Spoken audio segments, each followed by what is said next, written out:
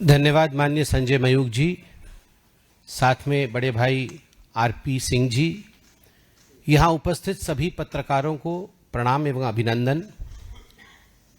बंधुओं, आप सभी को पता है कि भारतीय जनता पार्टी पे किस प्रकार से विपक्षी दल जो है समय समय पर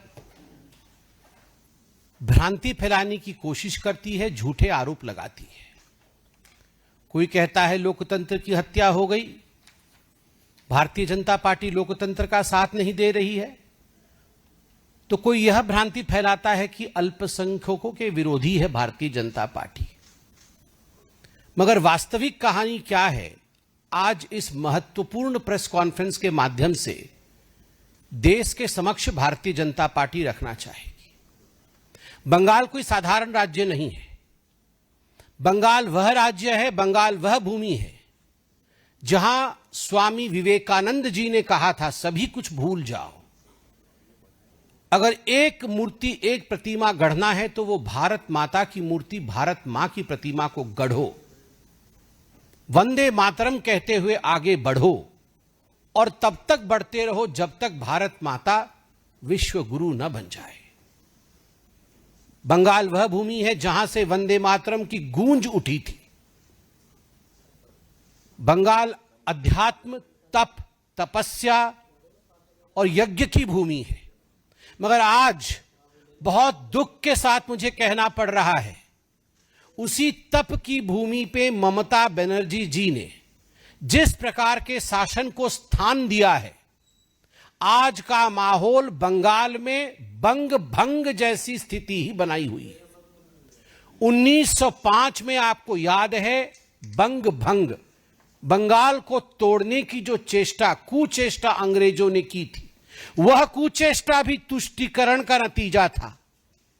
अंग्रेज तुष्टीकरण करना चाहते थे और बंगाल को तोड़ना चाहते थे दो भागों में। और आज ये अतिशयोक्ति नहीं होगी और ये पॉलिटिकली रॉन्ग स्टेटमेंट भी नहीं होगा अगर मैं जोरदार तरीके से कहूं कि तुष्टीकरण के नींव पर ममता बनर्जी की चेष्टा है कि बंगाल को अलग थलग कर दिया जाए। आज कभी कभी तो ऐसा लगता है कि is Bengal a different part of India, is Bengal away from India? क्या बंगाल भारत का हिस्सा है या नहीं? जो भी प्रक्रिया भारतवर्ष में होता है, उन सारी संवैधानिक प्रक्रियाओं पर कुठाराघात करती है ममता बनर्जी और टीएमसी की सरकार बंगाल के अंदर। मैं आज कुछ ऐसे तथ्य रखने वाला हूं और वीडियो के माध्यम से भारतीय जनता पार्टी कुछ ऐसा दिखाने वाली है जो विभत्स है। आप सभी जानते हैं, पूरे देश के कई राज्यों में सिलसिलेवार तरीके से SIR इसकी प्रक्रिया चल रही है। यह प्रक्रिया 2003 में भी हुई थी, इस पर बहुत चर्चा हुई है, सदन के पटल पर भी चर्चा हो चुकी है। SIR बंगाल में भी हो रहा है। उसे रोकने की कोशिश गैर संवैधानिक तरीके से, केवल गैर संवैधानिक तरीके से नहीं, हिंसा के माध्यम से ममता बनर्जी जिस प्रकार से कर रही है, विगत कुछ दिनों में हमने क्या क्या देखा है, मैं आपके सामने वो विवरण रखूंगा। चुनाव अधिकारी जो BLO कहलाता है, चुनाव अधिकारी तक वहां सुरक्षित नहीं है। इतना दबाव उनके ऊपर बनाया जा रहा है कि वो मजबूर हो रहे हैं आत्महत्या करने के लिए। BDO की ऑफिस, ब्लॉक डेवलपमेंट ऑफिसर, उनके ऑफिसर्स के ऊपर, उनके ऑफिसेस के ऊपर इस प्रकार हमला किया जा रहा है मानो वो कोई शत्रु का टेरिटरी हो, as if they were enemy territories. Farakka के अंदर, जो मुर्शिदाबाद डिस्ट्रिक्ट में आता है, BDO के दफ्तर के ऊपर हमला हुआ है। और जब हमला हो रहा था उस समय TMC के विधायक MLA मुनीरुल इस्लाम वहां मौजूद थे। मुनीरुल इस्लाम के मौजूदगी में फरक्का में BDO के ऑफिस पर हमला हुआ। मुनीरुल इस्लाम ने खुलेआम कहा कि यहां राम से पेपर मांगा नहीं जाता, रहीम का पेपर चेक किया जाता है। ममता बनर्जी जी को मैं कहना चाहता हूं, ये राम और रहीम की कहानी नहीं, ये रोहिंग्यान की कहानी है। आप रोहिंग्यान को बचाना चाहते हैं, बांग्लादेशियों को बचाना चाहते हैं। आप बांग्लादेशी घुसपैठी और रोहिंग्याओं की संख्या के आधार पर जीतने का प्रयास कर रही है, मगर याद रखिए यह चेतावनी है भारतवर्ष का। भारत को खंडित करके, बंगाल को खंडित करके आप कभी विजयी नहीं हो पाएंगी और भारत चुप नहीं बैठेगा। और मैं बंगाल से भी कहना चाहता हूं, अगर चैन से सोना है तो जाग जाओ। चैन से सोना है तो हम सबको जागना होगा। अगर हिंदुस्तान को एक रखना होगा तो हमें एक होना होगा। एक हैं तो सेफ हैं, अगर एक हैं तब हम इस लड़ाई को लड़ पाएंगे। एफआईआर हुआ बीडीओ के ऑफिस के ऊपर हमले का, मगर एमएलए का नाम उस एफआईआर में प्रस्तुत नहीं था। क्यों नहीं था ममता बनर्जी? किसको बचाना चाहती हैं आप? मनिरुल इस्लाम ने कहा था मैं कोई एसआईआर को नहीं मानता हूं। आप कौन है नहीं मानने वाले?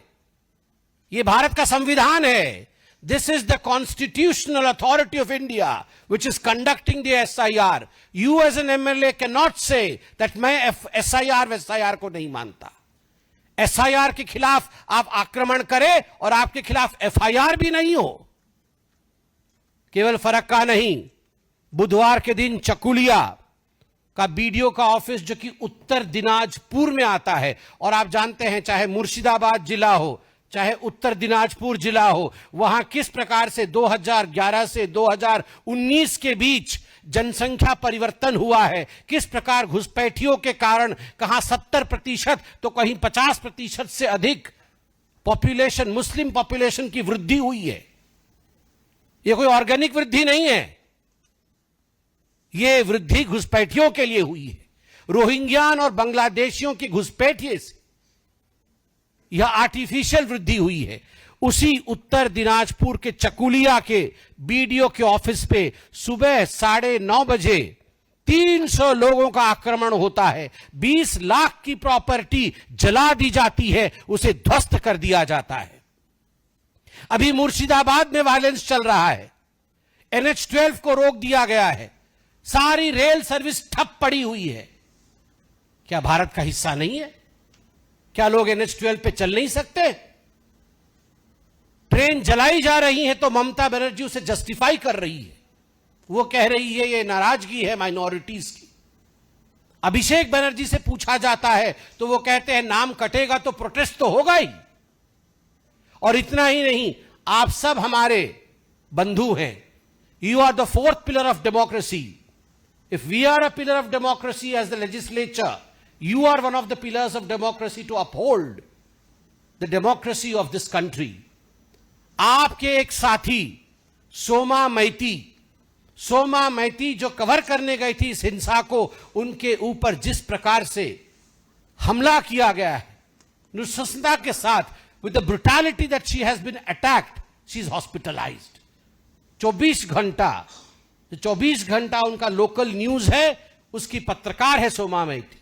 मैं भर्त्सना करता हूं भारतीय जनता पार्टी की तरफ से, किसी पत्रकार के ऊपर अगर इस प्रकार का हमला होता है तो कोई चुप नहीं बैठना चाहिए। मैं आज सभी न्यूज चैनल से कहता हूं, in solidarity we should stand with Soma.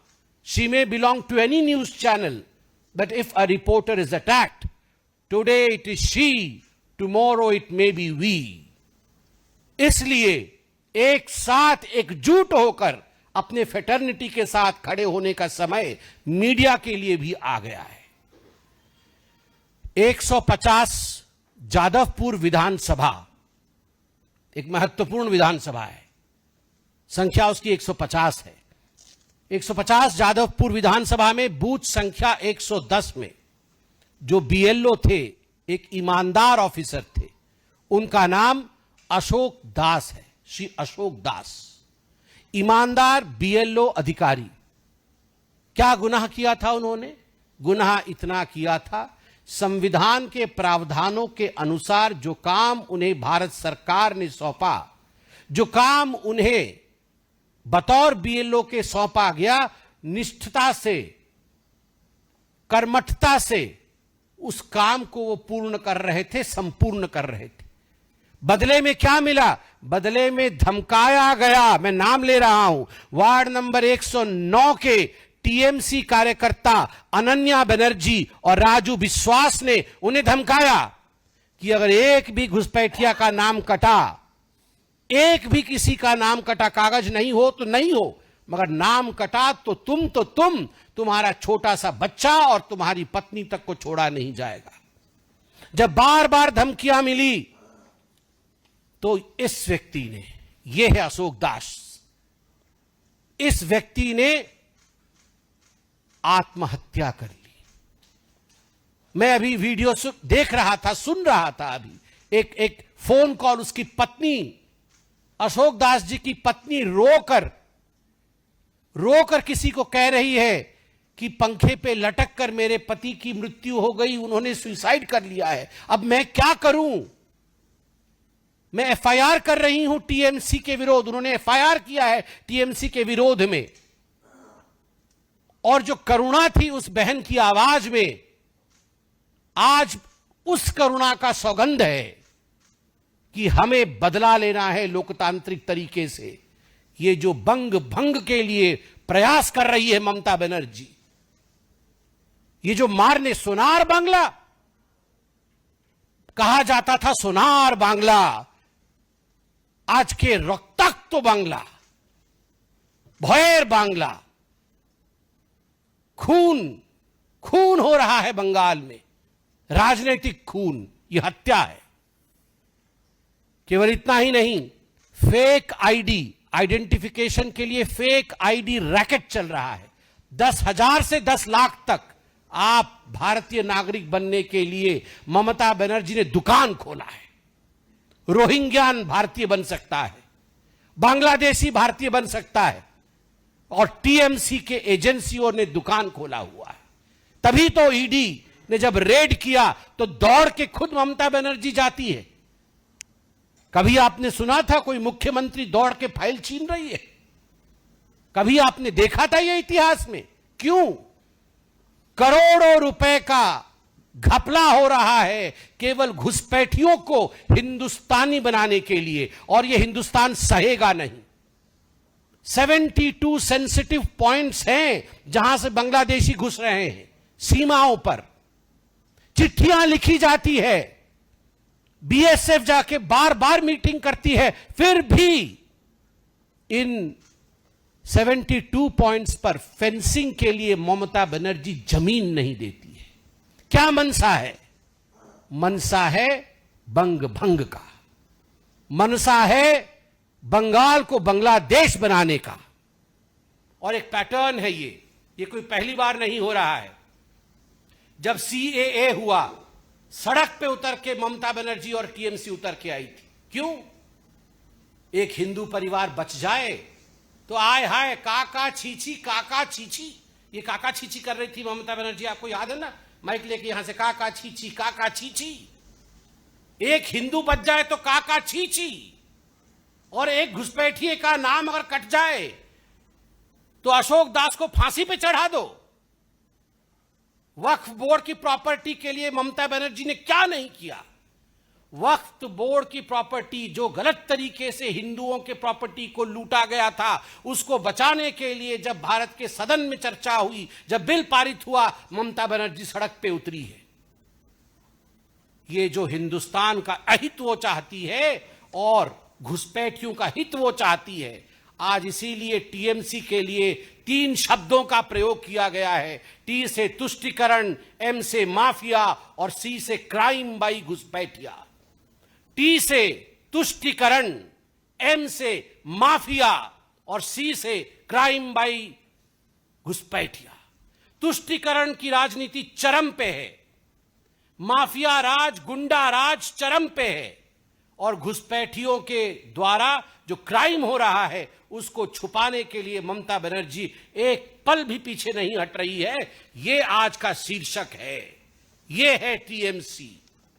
T for तुष्टिकरण, एम फॉर माफिया एंड गुंडा राज, सी फॉर क्राइम बाय घुसपैठी। यह है टीएमसी।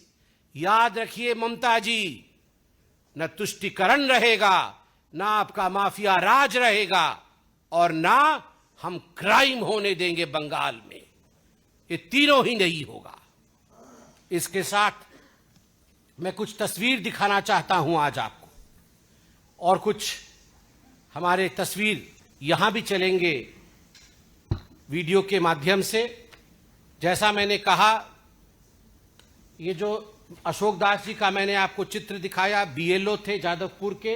लाइट कम कर सकते हैं ताकि सबको दिखाई दे जी। ये अशोक दास जी है, मैं उनकी सद्गति के लिए प्रार्थना करता हूं। बीएलओ थे जादवपुर के, टीएमसी ने हत्या कर दी इनकी, आत्महत्या करवाई गई इनसे।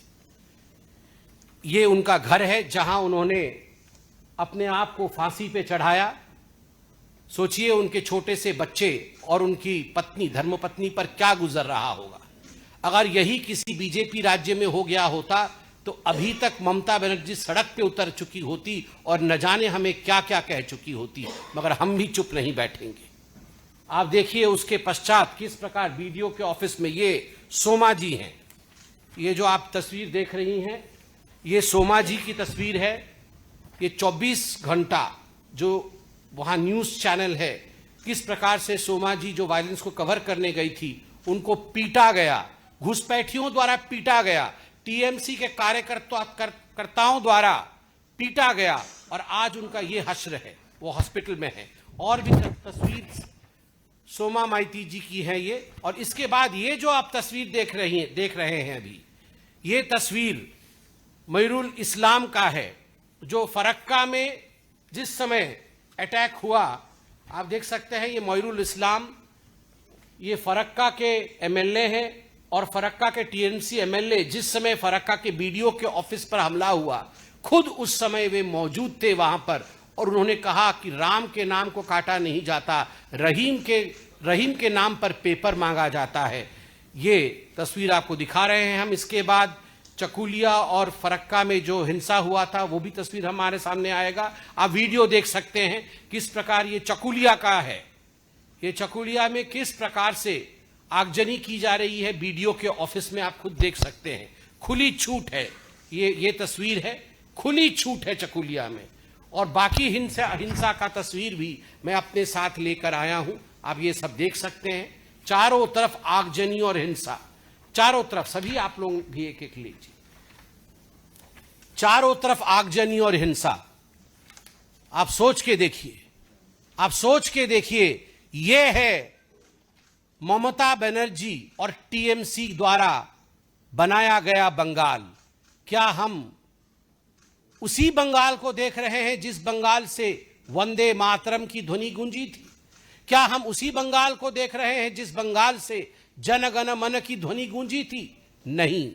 आज तुष्टीकरण के कारण बंगाल टूट के कगार पर है। बंधुगण, इसके साथ ही दो और बहुत महत्वपूर्ण विषय हैं। संक्षेप में उन महत्वपूर्ण विषयों को मैं यहां रखूंगा। मुझे बड़े खेद के साथ कहना पड़ रहा है कि प्रियंका वाड्रा जी ने कहा था कि लड़की हूं, लड़ सकती हूं, लड़की हूं, लड़ सकती हूं। प्रियंका वाड्रा जी ने कहा था लड़की हूं, लड़ सकती हूं, मगर अभी नदारत है। आप याद करिए, कुछ ही समय पहले फूल सिंह बरैया, जो भांडेर से एमएलए है, मध्य प्रदेश के भांडेर से कांग्रेस के एमएलए फूल सिंह बरैया जी एक मंच पर, जिस मंच पर दिग्विजय सिंह कोई छोटे नेता नहीं, पूर्व मुख्यमंत्री रह चुके हैं, गांधी परिवार के बहुत निकट माने जाते हैं, वर्तमान में सांसद हैं कांग्रेस पार्टी के, उनके मौजूदगी में जिस प्रकार, और कांग्रेस पार्टी के कितने नजदीक है, ये तस्वीर में देखिए, राहुल गांधी, ये फूल सिंह बरैया जी है। आप देख सकते हैं दोनों को, कई तस्वीरें हैं, मैं सभी तस्वीर दिखाऊंगा आपको। ये देख सकते हैं फूल सिंह बरैया जी को राहुल गांधी जी के साथ। फूल सिंह बरैया जी ने जो कहा है, मुझे तो कहते हुए भी शर्म आ रही है, मगर लोकतंत्र है, कहना पड़ेगा।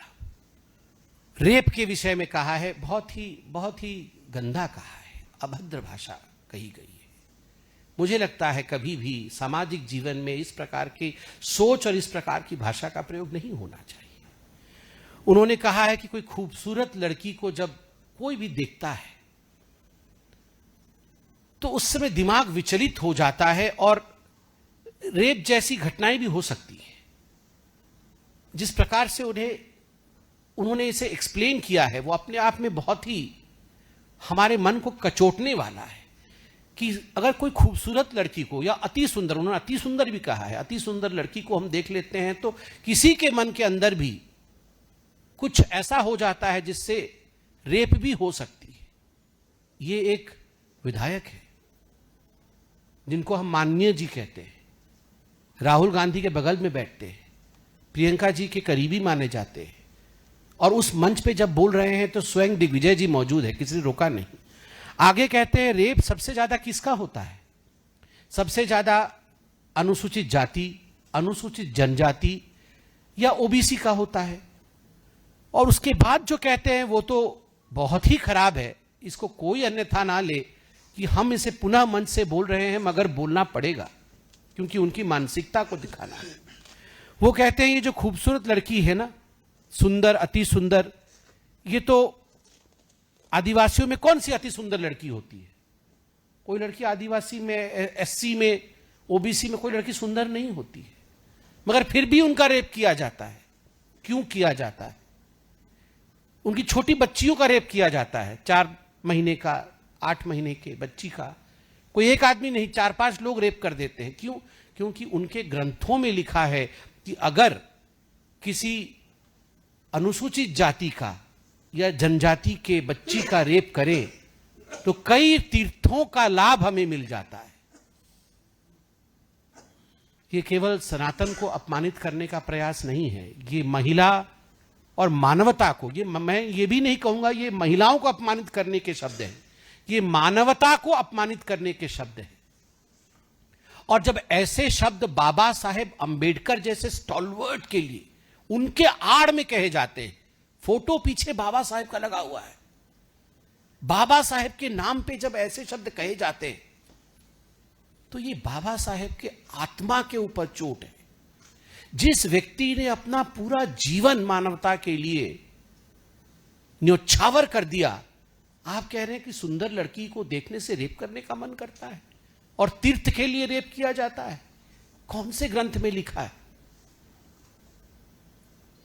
मैं वेट करता हूं, आशा है मुझे, राहुल गांधी जी से तो कोई आशा नहीं है क्योंकि वो नाकाम है, मगर प्रियंका वाड्रा जी जो कहती थी लड़की हूं, लड़ सकती हूं, मैं आशा करता हूं शाम तक वो वक्तव्य देंगी।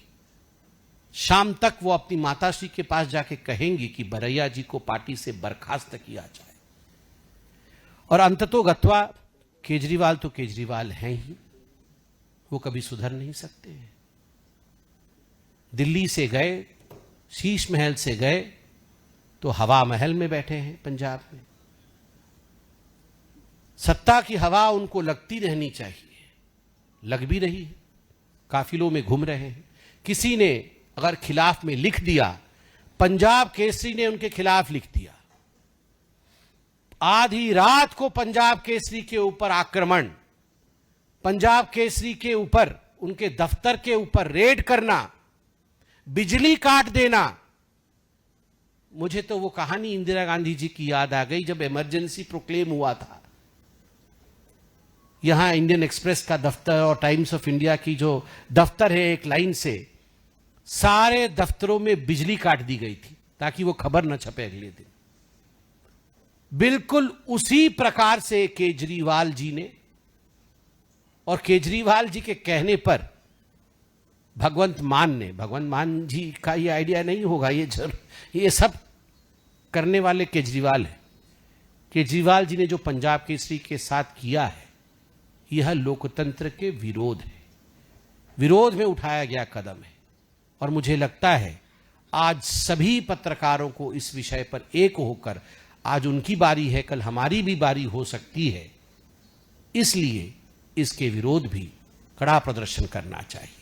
धन्यवाद बंधुओं, कोई प्रश्न हो तो अवश्य पूछें। विकास चंद्रा। मेरा सवाल है कि जिस तरीके की कानूनहीनता की स्थिति पश्चिम बंगाल में देखी जा रही है, आपने खुद कहा कि भंग जैसी स्थिति है, तो इस स्थिति में वहाँ के लोगों को राहत मिले, कानून व्यवस्था बहाल रहे, संवैधानिक स्थिति अपनी जगह पर रहे, केंद्र सरकार को कुछ कठोर कदम उठाना चाहिए, जैसे कि राष्ट्रपति शासन। देखिए, जहां तक कठोर कदम बंगाल में उठाने का सवाल है, ये तो माननीय राज्यपाल जी के रिपोर्ट के ऊपर आधारित होता है। मैं उनके ऑफिस के ऊपर कमेंट नहीं करना चाहूँगा कि वो क्या रिपोर्ट देते हैं, क्या स्थिति है, मगर मैं इतना जरूर कहना चाहूँगा कि बंगाल में जिस प्रकार का लॉलेसनेस देखा जा रहा है, जिस प्रकार की चुनौती कानून को देखा जा रहा है, कानून के खिलाफ देखी जा रही है, कठोर कदम तो उठाने पड़ेंगे, मगर वो कठोर कदम लोकतांत्रिक होंगे, वो कठोर कदम संवैधानिक होंगे, वो कठोर कदम जनता के मन को पूछ करके टटोल करके होंगे। देवेंद्र, आपने ये कहा कि कठोर कदम उठाने पड़ेंगे, देखिए, मैंने कहा कठोर कदम, कोर्ट में जाकर ईडी के रेड को लेकर अच्छे से जेरा करना और वहां पर पर्दाफाश करना, ममता बनर्जी जी का पर्दाफाश करना, और then she would be reprimanded by the court, यह भी तो कठोर कदम है। और देखिए, याद रखिए, बिल्कुल भारतीय जनता पार्टी देश के हित के लिए, देश अखंड रहे, अक्षुण्ण रहे, घुसपैठिए नहीं आए, हम इसीलिए सत्ता में हैं। हम लाल बत्ती गाड़ी में चलने के लिए, बड़े बड़े बंगलों में रहने के लिए सत्ता में नहीं है, देश के संप्रभुता के लिए है। देश की संप्रभुता के लिए जो भी करना होगा भारतीय जनता पार्टी जरूर करेगी, और लोकतांत्रिक तरीके से करेगी, चुनाव लड़के करेगी। आपने देखा बीएमसी का रिजल्ट कैसा रहा, वो वहां भी तो तोड़ने की कोशिश हो रही थी, वहां भी north India south India divide करने की कोशिश हो रही थी, वहां पर भी किस प्रकार की भाषा का प्रयोग किया गया, मगर लोकतांत्रिक तरीके से वहां भी हमारी जीत हुई।